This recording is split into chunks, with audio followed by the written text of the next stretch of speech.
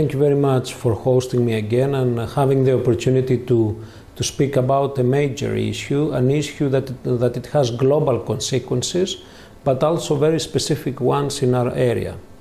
For the Western Balkans and for Southern Europe, disinformation, it is a major issue because this disinformation aimed to exploit differences or actually to construct other ones.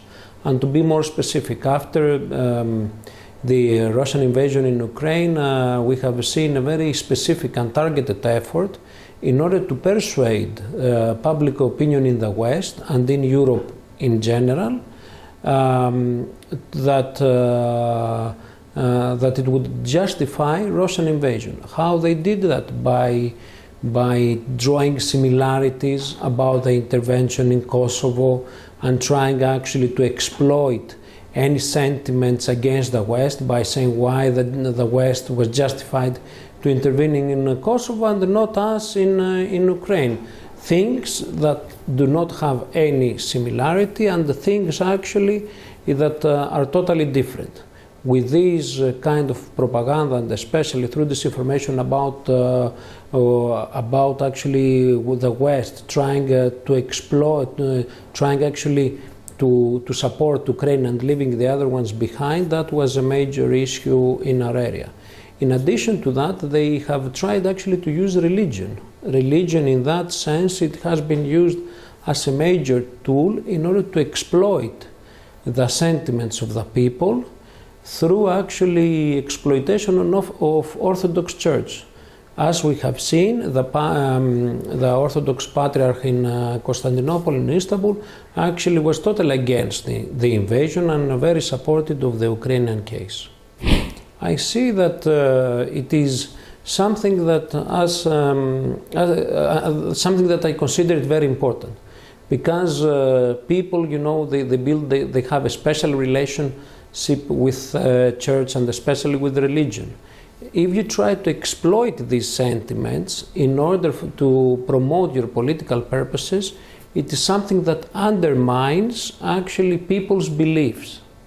I think that there is a very consistent effort to exploit religious sentiment of the people, but what we need more than before, it is the official church to stand firm against this type of efforts. Because politics are not related with religion. We have to be very careful in exploiting religion in order to promote or undermine people's confidence and especially undermine peace among people.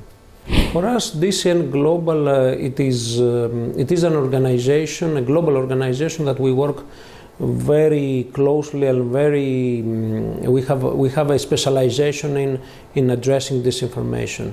We have been following disinformation in all across the world, and we have seen that the Chinese efforts are totally to a larger extent are different in comparison with the one that we have seen from Russia. Chinese disinformation mostly goes through economic leverage, tries actually to exploit weaknesses of the states in order to pursue their own agenda.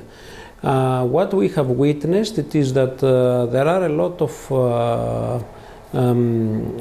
memes, etc., that try actually to undermine against the role of United States in supporting Ukraine in order to promote again a narrative against West. They don't say that they don't speak so much about China, but mostly they emphasize and they speak a lot against the US. I think that the European Union has done a great work in actually addressing these issues.